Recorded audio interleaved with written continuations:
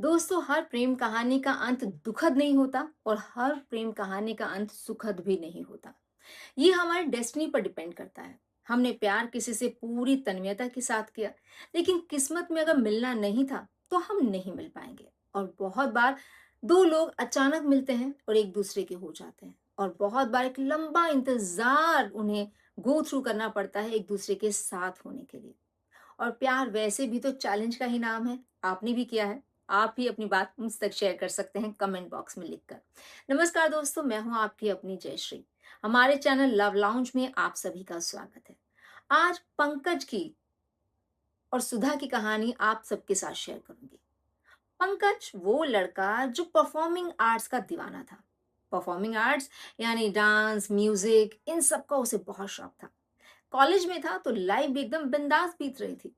College की जैसे ही छुट्टियां पड़ती वो बाल भवन में चला जाता और वॉलेंटियर के तौर पर काम करता। और वहां पर नई नई लड़कियां तो आती ही रहती है, बच्चे होते हैं, बड़े होते हैं, टीनेज होते हैं, सेम एज के लोग होते हैं। तो ऐसे में हर बार उसको कुछ नए नए दोस्त मिल जाते हैं। अब तक उसका एक अच्छा खासा दोस्तों का नेटवर्क बन गया था। लेकिन जो दिल था ना, वो अभी तक किसी के लिए धड़का नहीं था जब तक कि उसने सुधा को नहीं देखा था। सुधा ने इस बार कथक सीखने के लिए एडमिशन लिया था। वैसे तो बाल भवन में मैक्सिमम एज 16 ईयर्स थी, लेकिन सुधा ने थोड़ा कहीं जुगाड़ बैठाया और 17 के होने के बावजूद भी उसे फाइनली एडमिशन मिल गया। क्योंकि सुधा जानती थी कि बाल भवन में बेस्ट टीचर है जो उसे सिखा सकते हैं। फिर दूसरा, फीस भी तो ना के बराबर है, क्योंकि सुधा की आर्थिक स्थिति इतनी अच्छी नहीं थी और वो ऐसा सीखने का मौका हाथों से जाने नहीं देना चाहती थी। खैर, जब डेस्टिनी होती है ना मिलाने के लिए, तो हालात भी वैसे हो ही जाते हैं। आई एम श्योर ये सुनते सुनते आपके जहन में कोई प्रेम कहानी अपनी या किसी की याद भी आ गई होगी जहां पर डेस्टिनी ने भी एक अच्छा खासा रोल प्ले किया होगा। तो वो भी आप कमेंट बॉक्स में कमेंट करके हमसे शेयर कर सकते हैं। पंकज ने जब सुधा को देखा तो वो देखता ही रह गया। सुधा एकदम सिंपल, सीधी साधी लड़की, लेकिन उसके चेहरे पर गजब का आत्मविश्वास, और इतनी प्यारी वो कि क्या बताएं। धीरे धीरे सुधा पंकज के साथ भी घुल मिल गई। अब पंकज का एक सर्कल और बड़ा हो गया। लेकिन पंकज ने जो सुधा के लिए पहली नजर में फील किया, वो उसने आज तक किसी भी लड़की के लिए फील नहीं किया। दूसरी तरफ सुधा इन सब चीजों से बिल्कुल बेखबर थी। वो कहते हैं ना कि जब जीवन में चैलेंजेस ज्यादा हो जाए तो प्यार मोहब्बत की तरफ ध्यान किस कमबख्त का जाता है। लेकिन पंकज ने छुट्टियां खत्म होने के बाद भी सुधा के साथ अपने टच को बनाए रखा, क्योंकि पंकज जानता था कि सुधा शायद अभी ऐसा फील नहीं करती है, लेकिन वो लड़की बहुत अच्छी है और पंकज उसे खोना नहीं चाहता था। पंकज अब फाइनल ईयर में आ गया था। दोनों पिछले 2 साल से छुट्टियों में अक्सर मिल रहे थे और फिर कभी कभार बात हो रही थी। अब सुधा भी धीरे धीरे वो आकर्षण महसूस करने लगी थी। लेकिन कहते हैं कि जब जीवन में हालात आपके फेवर में ना हो तो प्यार करने का हक भी आपको नहीं होता। सुधा इसीलिए इस रिश्ते में कुछ भी आगे बढ़ने से बच रही थी। खैर, एक दिन पंकज ने मौका देखकर सुधा को प्रपोज कर दिया। सुधा ने पंकज से सिर्फ इतना कहा, मैं अपने घर की सबसे बड़ी बेटी हूँ और मेरे पापा पिछले 2 साल से बीमार हैं। मैं ट्यूशन पढ़ाकर स्कूल में जॉब करके जैसे तैसे अपने घर का खर्च निकालती हूँ। कथक मेरा शौक है, साथ ही मैं चाहती हूँ कि मैं इतना तो सीख लूं कि कल इसकी भी डांस क्लासेस ले सकूं, क्योंकि मेरे पास बड़े कोर्स करने के लिए पैसे नहीं है। मेरे 2 छोटे भाई बहन हैं जिनको मुझे पढ़ाना है। क्या तुम अगले कुछ साल तक मेरा इंतजार कर सकते हो? अगर हाँ तो ठीक है, वरना तुम इतने अच्छे हो कि तुम्हें कोई भी अच्छी लड़की मिल जाएगी। पंकज ने उस वक्त तो कुछ नहीं कहा और वो घर चला गया। सुधा को एक बारगी लगा, "हम्म, ये तो होना ही था। भला आज के जमाने में कौन जिम्मेदारी लेना चाहेगा और कौन इंतजार करना चाहेगा, जबकि हर लड़का तो चाहता है कि अफेयर में घूमे फिरे, मस्ती करे। वहां कौन इस बात से यू नो एडमिट करेगा, अग्री करेगा कि ठीक है, तुम्हारे संघर्ष में मैं तुम्हारे साथ हूं। एक दिन बीता, 2 दिन बीता, एक हफ्ता बीत गया। अब सुधा को कंफर्म हो गया कि पंकज लौट कर नहीं आएगा। उसे मन ही मन बड़ा दुख हुआ कि उसने एक अच्छे दोस्त को खो दिया। लेकिन ये क्या, 8वें दिन पंकज उसके घर के दरवाजे पर था और उसके हाथ में फूलों का गुलदस्ता था। सुधा बस ट्यूशन के लिए घर से निकलने ही वाली थी कि दरवाजा खोलते ही पंकज। सुधा एकदम हैरान हो गई। उसने पंकज से कहा, तुम्हारा यहाँ कैसे आना हुआ? पंकज ने कहा, जब जीवन में कोई बड़ा डिसीजन लेना होता है ना सुधा, तो सोच विचार करना पड़ता है। क्योंकि मैं पीछे हटने वालों में से नहीं हूं, इसीलिए मैंने समय लिया।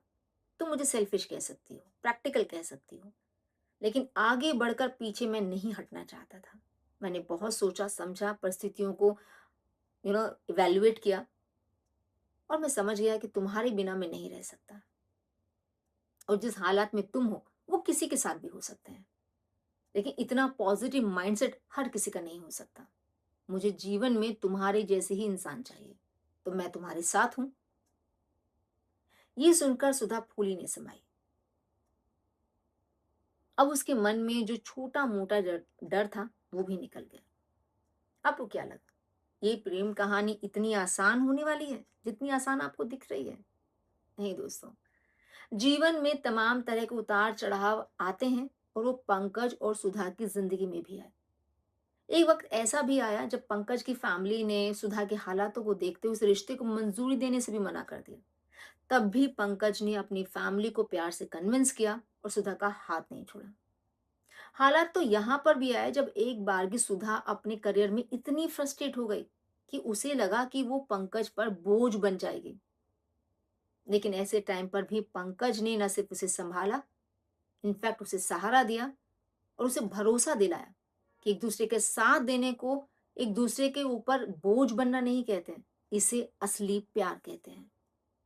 और फिर वो पंकज की दोस्त सुनैना, उफ, मैं बताना भूल गई। वो भी तो बाल भवन में मिली थी उससे। वो शुरू से पंकज को पसंद करती थी, और फिर वो भी तो इस रिश्ते के बीच में आ गई। उसने बहुत कोशिश की सुधा को भड़काने की, पंकज को भड़काने की, और फाइनली उसने उन दोनों की दोस्ती भी खो दी, क्योंकि पंकज अपनी जगह पे लॉयल था और सुधा को पंकज पर पूरा भरोसा था। आप यकीन मानेंगे कि इस रिश्ते को कितना टाइम बीत गया होगा?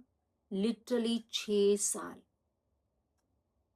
पंकज ने 6 साल इस रिश्ते में वेट किया। तब तक पंकज अपने करियर में बहुत अच्छे से सेटल हो गया, और सुधा ने भी अपने घर को एक लेवल पर लेकर आ गई। अब उसकी छोटी बहन ने कॉलेज कर लिया है, और छोटा भाई 12th के एग्जाम दे चुका है। अब वो जानती है कि साल 2 साल में बहन लाइफ में सेटल हो जाएगी, भाई भी कॉलेज में आ जाएगा, और कहीं ना कहीं वो अब लाइफ में आगे बढ़ सकती है, यानी 2 साल और। दोस्तों, अगर आप भी किसी ऐसे कपल को जानते हैं जिन्होंने अपने प्यार में इतना स्ट्रगल किया है, इतना पेशेंस रखा है, तो प्लीज कमेंट बॉक्स में उनका नाम जरूर ड्रॉप करिए। और अगर आप उनमें से हैं तो हेड्स ऑफ टू यू। और फाइनली 2 साल बाद पंकज ने और सुधा ने शादी कर ली, लेकिन इस वादे के साथ कि सुधा पंकज को कभी भी उससे अलग नहीं होने देगी, और पंकज सुधा को कभी भी उसके करियर के बीच में आने नहीं देगा। यानी दोनों ने एक दूसरे का ध्यान रखा, एक दूसरे को एक प्रॉपर कमिटमेंट दिया, और एक नई और पॉजिटिव सोच के साथ अपने रिश्ते की शुरुआत की। दोस्तों, ऐसे ही रिश्ते अपनी सुखद मंजिल तक पहुंचते हैं। अगर यहाँ पर थोड़ा भी दोनों में से एक बंदा हेवायर हो जाता, तो ये खूबसूरत रिश्ता दुखद अंत में भी तब्दील हो सकता था। आई एम श्योर आपको आज की कहानी बहुत पसंद आई होगी, तो जल्दी से कमेंट बॉक्स में कमेंट करके बताइए कैसी लगी। वीडियो को लाइक कीजिए, चैनल को सब्सक्राइब कर दीजिए।